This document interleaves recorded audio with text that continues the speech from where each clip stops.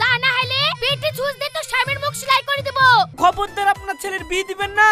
ওই মেয়ে দুবার পালিয়ে গেছে। শুধু তোর লেগে আমি কারোর কাছে ভালো হতে পারলাম না। এই মাংস খাচ্ছি না ডাল খাচ্ছি কিছুই বুঝতে পারছি না। একবারে বেকার হচ্ছে ঘিন্নে হচ্ছে ঠিক খাওয়া যাচ্ছে না। তার লেগে তো গোটা বাড়িতে ধূপ দিয়ে বেড়াচ্ছি যাতে মাংস রান্নার সেন ওর নাকে না ঢুকে। আলমগিরি তুই আজ আমার পাকা ধানে মই দিলি।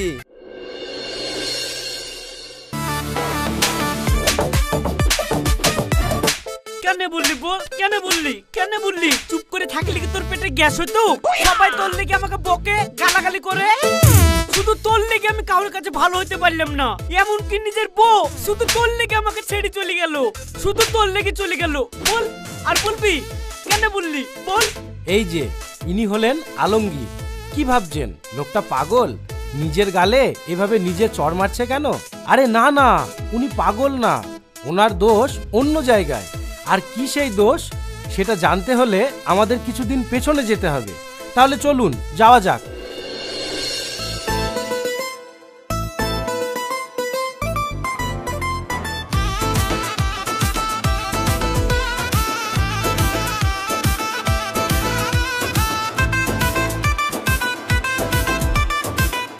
বুঝলেন ঘটক মশাই, মেয়ে দেখতে খুব সুন্দর, আবার মেয়ে দেখেও খুব সাদাসিধে মনে হলো। হ্যাঁ আপনি ঠিকই বলেছেন। ওই মেয়ের বাপ মানুষও ভালো, আবার পাড়ায় ওর খুব নাম ডাকও আছে। তাই নাকি? তাহলে আর দেরি করে লাভ কি? একটা ভালো দিন দেখে আপনি মেয়ের বউকে জানিয়ে দেন, আমরা বিয়ের ব্যবস্থাটা করি। সেরকম হলে সামনে শুক্রবারে বিদায় নাই দিয়ে দেবো। ঠিক আছে। रोम रोम भाइयों। আসসালামু আলাইকুম চাচা, ভালো আছেন? আমার নাম আলমগীর, এই গ্রামে বাড়ি। ওয়ালাইকুম আসসালাম বাপ। তা কিছু বলছো নাকি? হ্যাঁ মানে চাচা আপনাদেরকে তো ঠিক চিনলাম না। গ্রামে কি নতুন না কাউরে বাড়িতে মেহমান হয়ে এসেছেন? হ্যাঁ বাপ, আমাদের বাড়ি বেলডাঙ্গায়। ওই তোমাদের গ্রামে জহুর মোল্লা আছে না, আর মেয়ের সাথে আমার ছেলের বিয়ে দেওয়া লেগে দেখতে গেছিলাম। কার মেয়ে বললেন? ওই জহুর মোল্লার মেয়ে মুস্কান? হ্যাঁ বাপ, ওই মুস্কান। কেন কিছু হয়েছে নাকি বাপ? ইয়া আল্লাহ মালিক, তুমি দেখিছো? আল্লাহ গো, এই মাসুম মানুষগুলা কি ভুল ডাইনা করতে যাচ্ছিল। ভাগ্যিস আপনি আমাকে ঠিক সময় পাঠিয়েছেন। আল্লাহ মালিক আপনাকে লাখ লাখ শুকরিয়া। কেন বাপ তুমি এরকম করছো কেন? কিছু হয়েছে নাকি? আর চাচা ওই মেয়ের সাথে খবরদার আপনার ছেলের বিয়ে দিবেন না। ওই মেয়ে দুবার পালিয়ে গেছে।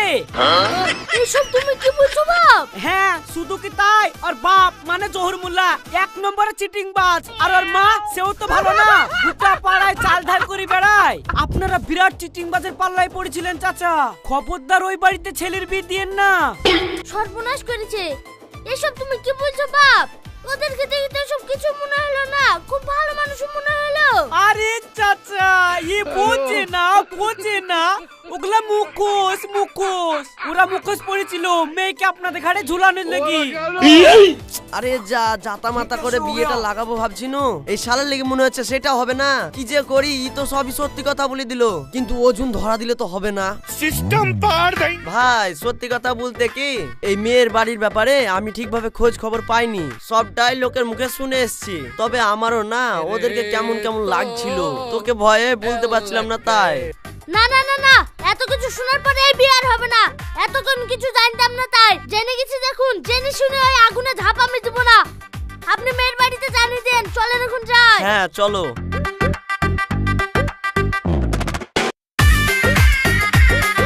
আলমগিরি তুই আজ আমার পাকা ধানে মই দিলি। আমিও জোহর মোল্লাকে সব কথা বলি, তোরও ব্যবস্থা করছি। যা কলা করেছি, আবার আমি মুখ ফসকি সব সত্যি কথা বলে ফেললাম। ছি ছি ছি ছি, এ তো আমার পুলা একদম উচিত হয়নি। মেয়েটার বি ভেঙে যাবে আর এর জন্য দায় থাকবো আমি? না না না না, এ আমার একদম উচিত হয়নি। এই সব দেশে মুখের জহুর চাচা জানতে পারলে আমাকে জেল তো পুঁতে ফেলবে। যা হবে সে দেখা যাবে, আগে বাড়ি তো যাই।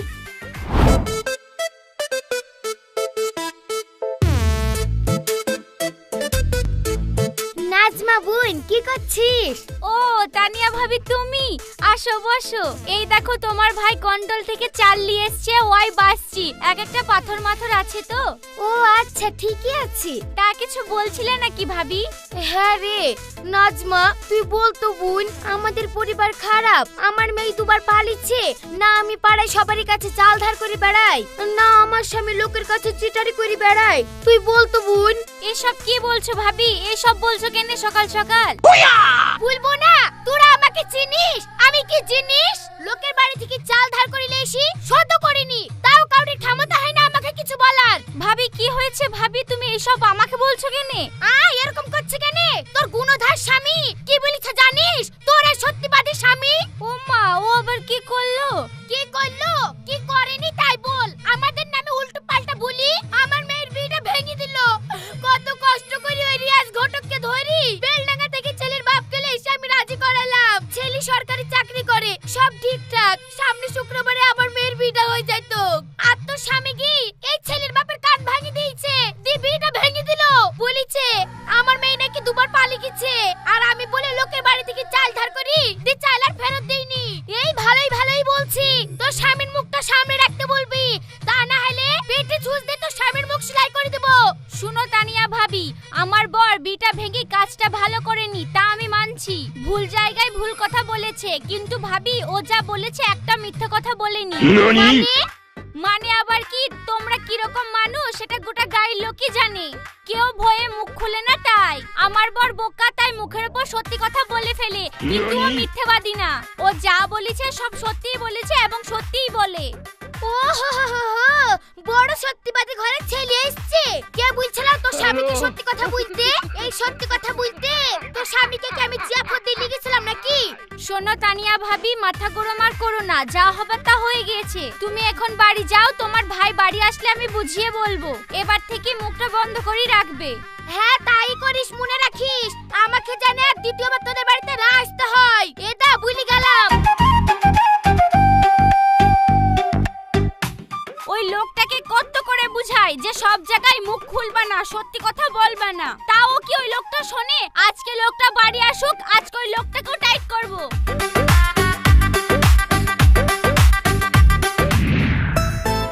যা বললাম তা ভালো করে মগজে ঢুকে নিলা তো? শুনো, আজকের পর থেকে যে কোনো জায়গায় যদি মুখ খুলেছো না, তাহলে আমার থেকে খারাপ আর কেউ হবে না, এই আমি বলে দিলাম। তোমার লেগির লোকে আমার বাড়ি বয়ে এসে ঝামেলা করে যাবে, তা আমি সহ্য করব না। আমি কি করব নাজমা? আমার কোনো দোষ নাই, বিশ্বাস করো, সব দোষ এই শালা মুখের। লাউ হয়েছে, আর নিজের মুখে অত শাসন করতে হবে না। মা ফোন করেছিল, পাড়ায় জলসা আছে, তাড়াতাড়ি রেডি হই না, মায়ের বাড়ি যেতে হবে। সে কি বলছো গো? তোমার মায়ের বাড়ি মানে সে তো আমার সেই কিপ্টু শ্বশুর বাড়ি। আবার তুমি মুখে বেশি ফটর ফটর করছো। না না না না না, আর কিছু বলবো না, আর কিছু বলবো না, আমি রেডি হয়ে লিছি। শুনো, মায়ের বাড়ি যাব, কিন্তু এখানে যাই দেখো না কেনে, নিজের মুখটা কিন্তু বন্ধ করে রাখবা, না হলে আমার থেকে খারাপ আর কেউ হবে না, এরকমই বলে দিলাম।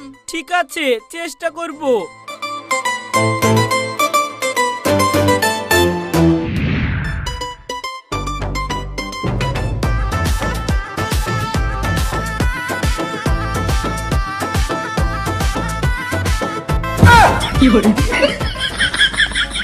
কি গো, কি হলো? কি বাড়িতে কি ভূত ঢুকেছে নাকি? সেই কখন থেকে গোটা বাড়ি ধূপ দিয়ে বেড়াইছো? তুমি চুপ করো, তুমি আর কি বুঝবা? এক জামাইকে যে নিমন্ত্রণ করে নিয়ে এসেছো, আর তোমার পাশেই যে ছোট জামাইয়ের বাড়ি, এই মাংস রান্না সেন যদি ও শুনতে পায়, ও যে এক্ষুনি দড়ি চলে আসবে, তখন এই মাংস ভাগে পুজাইতে পারবা? তার লেগে তো গোটা বাড়িতে ধূপ দিয়ে বেড়াচ্ছি, যাতে মাংস রান্নার সেন ওর নাকে না ঢুকে। তুমি জানো না তোমার এক জামাইয়ের মুখের দোষ আর এক জামাইয়ের নাকের দোষ? হ্যাঁ গো, ও কি কথা বলছো? সম্পর্কে ও তোমার জামাই হয়, তাই একাট্টু খাবে না? খাবে। খাসির মাংসের দাম জানো? ওই জামাইটাকে খাইতে কি আমার টাকা পয়সা ফুরাইতে পারবো না। এমনি সকাল সকাল কি 125 টাকা দি পুরো 250 গ্রাম মাংস লেইছে আমি খাসির। এই যে আজকে জালসা, এমন করি মাংস রাঁধবি আজ গোটা বাড়ির লোক খাবো, কালকে ওই মাংসই জামাইকে খাওয়াবো, আর পরশুদিন সকালে আলোচনা পালোচনা করে দিস, ওই খেয়ে বাড়ি চলে যাবে। ঠিক আছে, তাই করবো। দাও দিয়ে এখান থেকে সরো, আর এক্ষুনি বড় মেয়ে জামাই চলে আসবে, আর এসে যেতে তোমার এসব কীর্তি দেখে, তাহলে কি মান সম্মান থাকবে? ঠিক আছে তুই রান, আমি ধূপটা আশপাশে দিয়ে আসি। কিস্তি বুড়ুকে বি করি আমার জীবনটা ছারকার হয়ে গেল। ওর দাড়ির সাথে সাথে আমারও চুল পাকতে লেগেছে।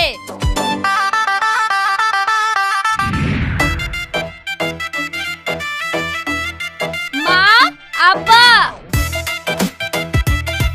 ও মা, তোরা চলে এসেছিস? আয় আয় ভিতরে আয়। মা, আব্বাকে দেখছি না, আব্বা কোথায়? এই তো আমি। আসসালামু আলাইকুম আব্বা, ভালো আছেন? ওয়ালাইকুম আসসালাম বাপ। হ্যাঁ ভালো আছি। দেরি হয়েছে দেখি, আমি তো ভাবলাম তোমরা আসবাই না। এই তুমি চুপ করো তো। বাপ, এক খানিকটা পর তুমি আসলা, হাত মুখ ধুই ঘরে উঠি বসো। আমি তোমাদের লাগি খাবার খুলছি। আজ আবার তোমার শ্বশুর তোমাদের লাগি খাসির মাংস কিনে নিয়ে এসেছে। খাসির মাংস কে নিয়ে এসছে আব্বা? এ যা টিপটি টিপটি, আব্বা খাসির মাংস নিয়ে আসলো। এই যা, আবার ভুলে ফেলেছি। না, ভাবচাল ভালো না, ঘরে পালাই। যা মা, ঘরে যা।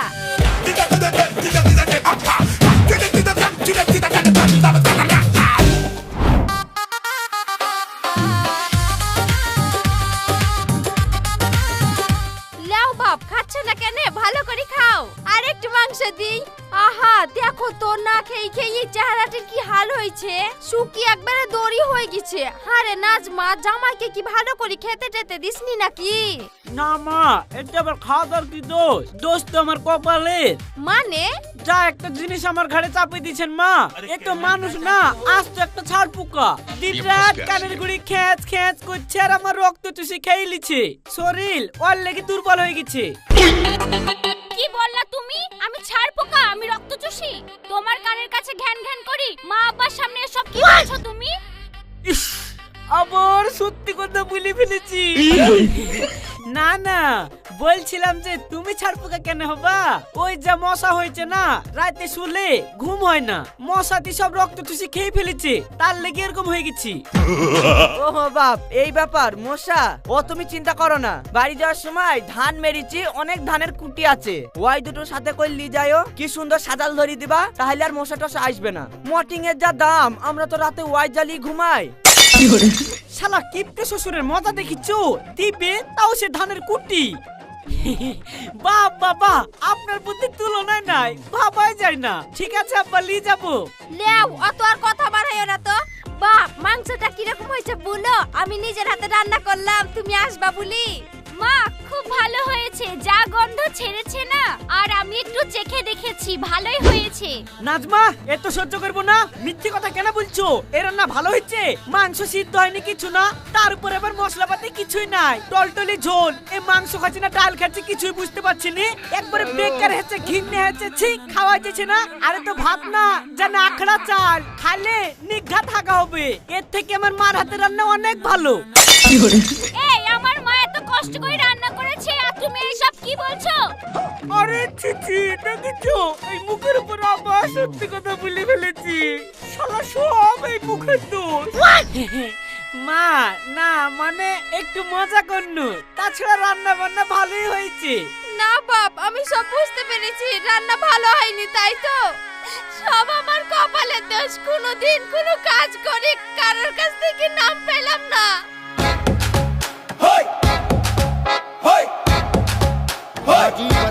দেখেছো, তোমার জন্য মা কাঁদতে কাঁদতে চলে গেল। তুমি খেয়ে উঠো, তারপর দেখছি তোমার মুখে দোষ কাটাতে পারি কিনা। এ বোঝে না, বোঝে না। আপনারাই বলেন তো, এখানে আমার কি দোষ? যত দোষ এই মুখের।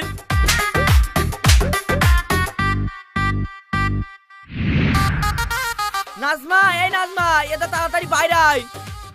কি হলো, চেঁচাচ্ছ কেন? আব্বা, তুমি এরকম করে চেঁচাচ্ছ কেন? কি হয়েছে?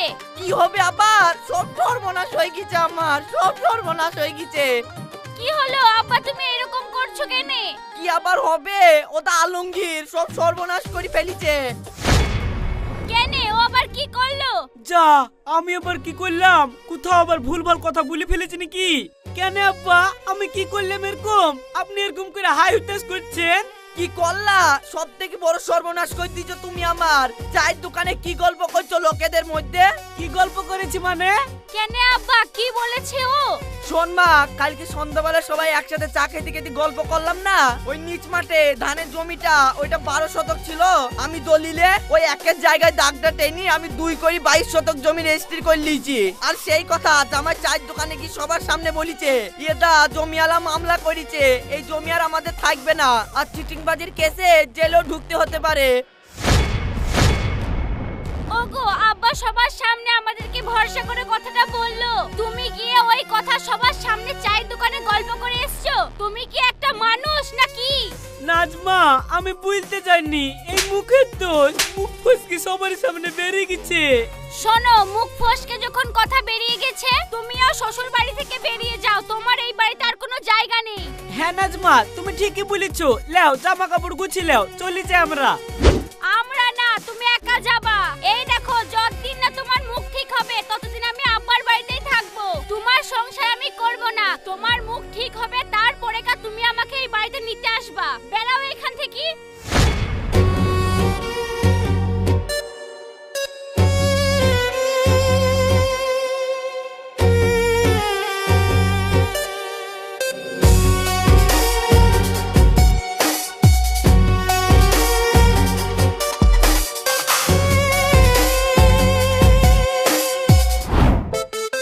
বুঝলেন তো বন্ধুরা, আমি কেন নিজের গালে নিজে চড় মারছিলাম? এতক্ষণ যা দেখলেন এটা আমার রোজকার ঘটনা। এই দুনিয়াটা বড় অদ্ভুত, সবাই কম বেশি মিথ্যে কথা বলেই যাচ্ছে। কেউ পলিটিক্সে, কেউ ব্যবসায়, কেউ আবার সংসারে। সবই ওই 2 নম্বরের খেলা। সবাই চায় তাদের আমি প্রশংসা করি, মিথ্যে কথা বলি, আর আমার দোষ ঠিক ওই জায়গাতেই। সব সত্যি সব জায়গায় বলতে হয় না, অনেক জায়গায় চুপ থাকতে হয়। মুরব্বীরা বলে বুবার কোনো শত্রু নাই, কথাটা ঠিক। আলমগীর ভাই বাড়িতে আছো নাকি? হ্যাঁ ভাবি, আছি। আরে দেখো ভাবি, তুমি আমাকে ক্ষমা করে দিও। সত্যি কথা বলি, তোমার মেয়ের বিয়েটা আমি ভেঙে দিয়েছিলাম। সত্যি মিথ্যে বুঝিনি ভাই, কিন্তু তুমি বিয়েটা ভেঙে ভালোই করেছো। কারণ পরে খোঁজ পেলাম যেই ছেলের সঙ্গে আমার মেয়ের বিয়ে ঠিক হয়েছিল, সেই ছেলের নাকি এর আগে একটা বিয়ে হয়েছিল। আর ওই ছেলেটার সঙ্গে তুমি মুস্কানের বিয়েটা ভেঙেছিলা বলি এ দেখে এবার ভালো একটা চাকরিওয়ালা ছেলের সঙ্গে বিয়ে ঠিক হয়েছে। ভাই তোমার কাছে অনুরোধ, এই কটা দিন তুমি বাড়ি থেকে বেড়াইও না, আর বেড়াইলেও তোমার মুখটা একটু বন্ধ রাখো। ঠিক আছে ভাবি। থাকো ভাই, এই কথাটাই বলতে এসেছিলাম। বাড়ির দিকে যাই, বাড়িতে আবার আমার মেলা কাজ পড়ে আছে। দেখলেন তো বন্ধুরা, এই সত্যি কথা বলার লাগি একটা ভালো কাজ তো হইলো। অনেক সময় সত্যি বলতে হয়, সত্যির কোনো বিকল্প হয় না। যতটা পারবেন সত্যি বলার চেষ্টা করবেন, তবে যেটা বলবেন পরিস্থিতি বুঝি বলবেন। যাই বউটাকে নিয়ে শিখি, বুঝি সুঝি হাত পা ধরি, দেখি আসে নাকি।